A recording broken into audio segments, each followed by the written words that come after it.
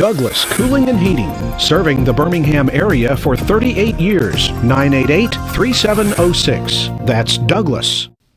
I'm James Spann. This is the afternoon edition of the Weather Xtreme video. This is for Monday, the 22nd of August. Quite frankly, our weather looks just dry as could be for the next 5 to 7 days. Of course, the attention is on Irene. Many questions. We'll see if we can come up with some answers. We'll start with the Skycam shots around the network this afternoon. First off, coming from Clanton. Down in Peach Country, it's a hot summer afternoon. We got upper 90s in spots, mid-90s elsewhere. A few buildups there, but no rain on radar today.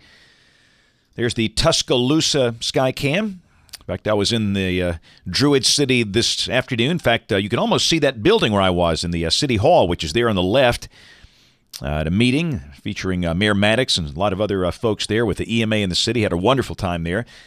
And from Hamilton, you know, it's the opening week of high school football. Yeah, that's the home of the Aggies, the stadium there at Hamilton High School up in Marion County in northwest Alabama. It is a dry, hot, hazy summer afternoon.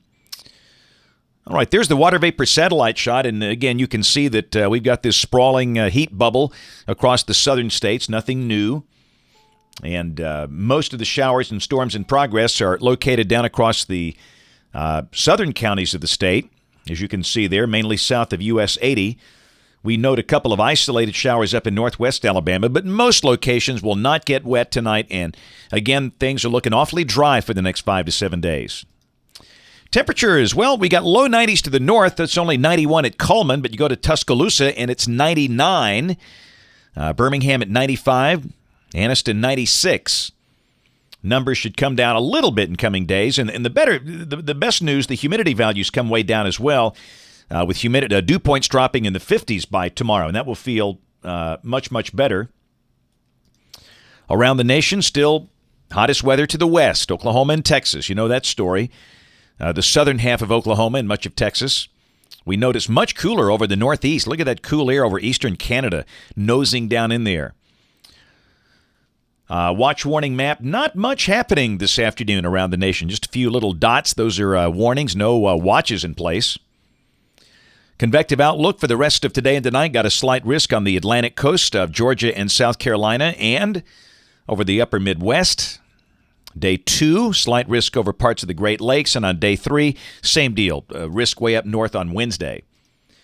Rain for the next 5 days, valid through Saturday morning at 7 o'clock. And, of course, all the big numbers are involved with Irene. And the more and more we look at it, it sure looks like we'll need to kind of adjust that heavier band of rain off to the east as the guidance is shifting east. And it could be that much of the Florida Peninsula is spared from this thing. And yes, it'll be windy and the surf's going to be rough and there could be some rain. But more and more it looks like this one might be recurving well offshore, maybe coming up toward North Carolina this weekend, as you'll see. In fact, let's go to the tropics. Harvey is dissipating over Mexico.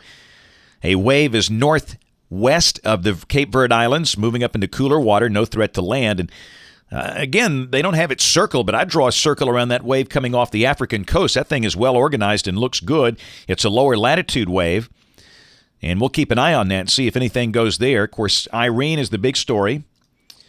There's the visible satellite shot this afternoon. The top winds are at 80 miles per hour. There's the enhanced infrared at the CDO that's located now northeast of San Juan.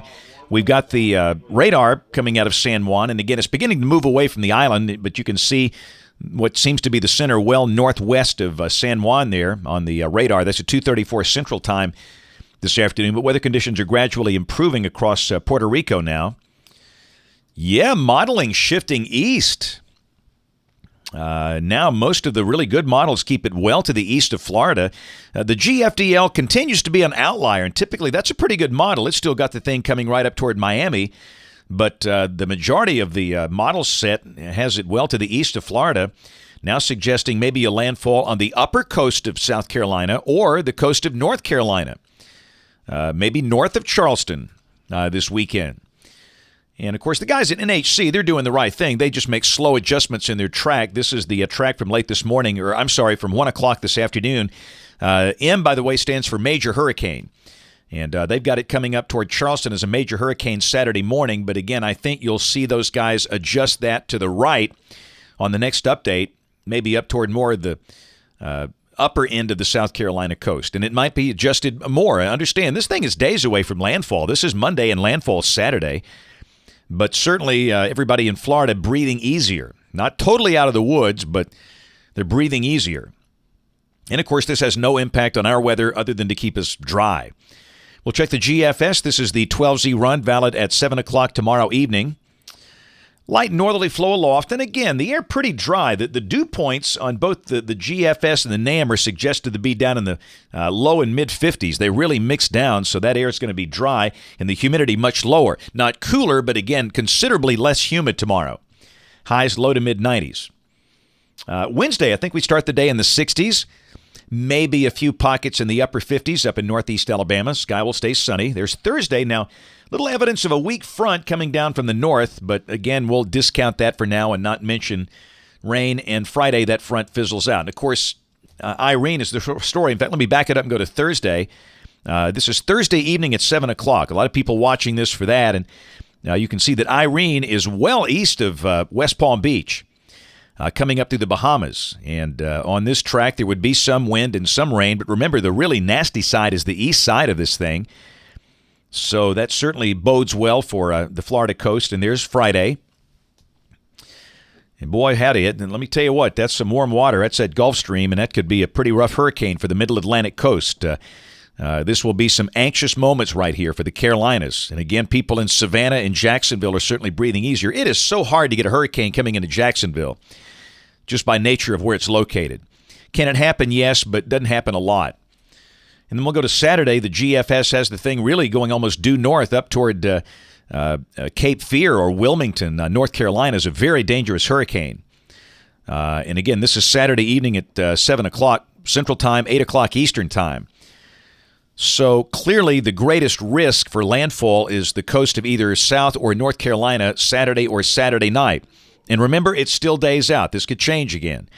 But that's the way it looks now. And we know we stay dry. If you got something planned this weekend, there's Sunday. Boy, that's a nasty-looking map right there, for goodness, for Long Island and New England. Wow. Woo, boy, this could be a big story if that's right. And again, this is valid Sunday evening at 7 o'clock. And a lot of people are trying to make plans or travel. If by chance that is right, and it could be, if you're trying to fly out of Logan or the New York City airports, good luck with that. That looks nasty. And then a week from today, pretty good trough coming through the Great Lakes. And, of course, Irene is on the way out up in the Canadian Maritimes.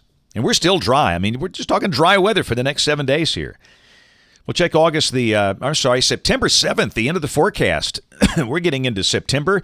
Meteorological fall. Hey, come on now. It's like, 8 days away, 9 days away. Bring it on.